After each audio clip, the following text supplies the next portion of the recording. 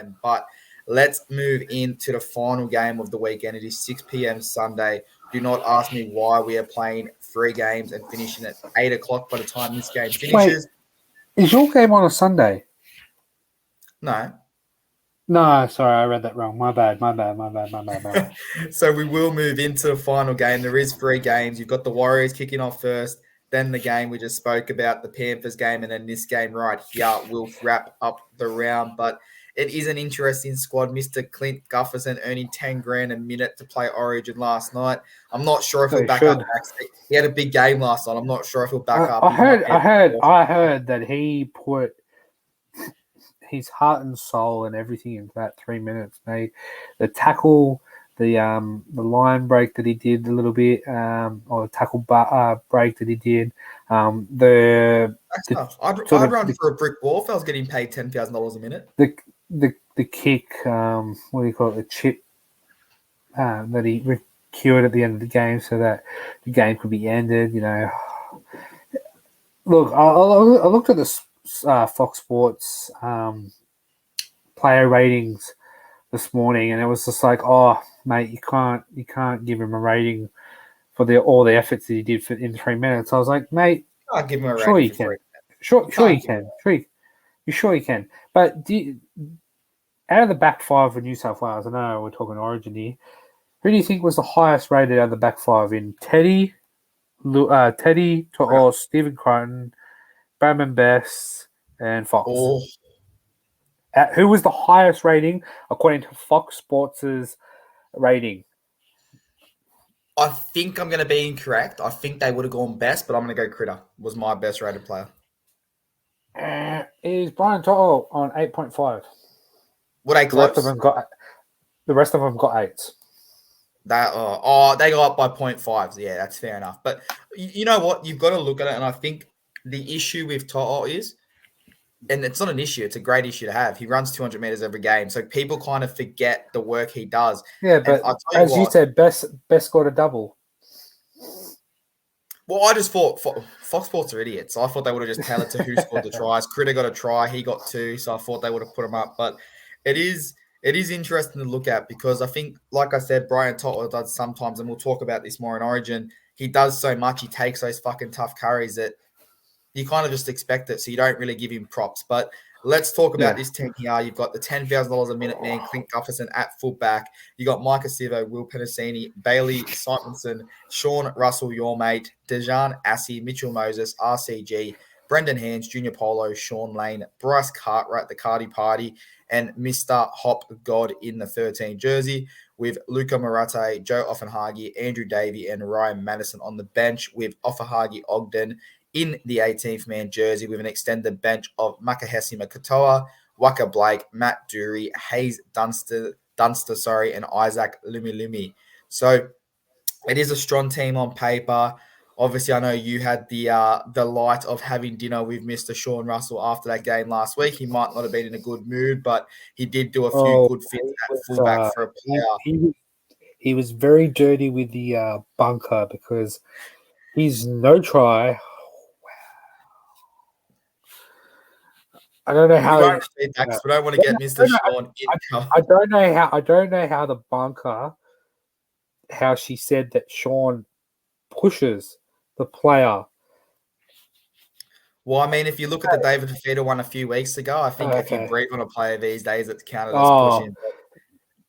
Baxter, talk to me about this lineup. Obviously, Sean goes back to arguably where his best position has been since he's been at Parramatta. Yeah, he's happy. Back on that win possession. He loves scoring tries there. Micah Sivo loves scoring tries at home. Talk to me about this lineup, and then we'll move into the final team of the week. Yeah, look, I'm going to do the home side this time. You got the Gutherino at the fullback role, Mike Sivo, Will Penasini. I already said it, you idiot. Oh, you did. My bad. But look, I just wanted to touch on him. It's 10:30. It's 10:31 currently on Thursday night. I am bloody tired because I'm waking up in less than 6 hours to start work. But unlucky to get the win last week. Obviously, Sean Russell playing fullback because Gutho was earning his 10K per minute at Origin. reports after the fact that he was a bit under the weather, wasn't himself.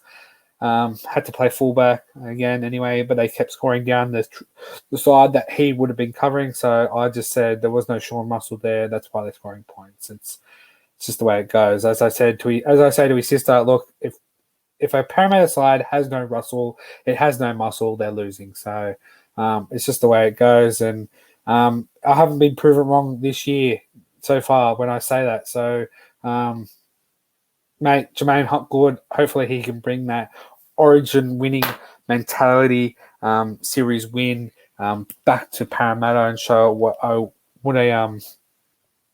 series win looks like to the rest of the squad. I know. He still get a medal. How good's that?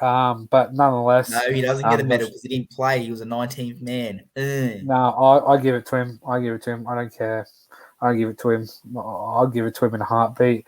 But nonetheless, they're playing the Gold Coast Titans, and it'll be a terrific game for a snooze fest on 6 p.m.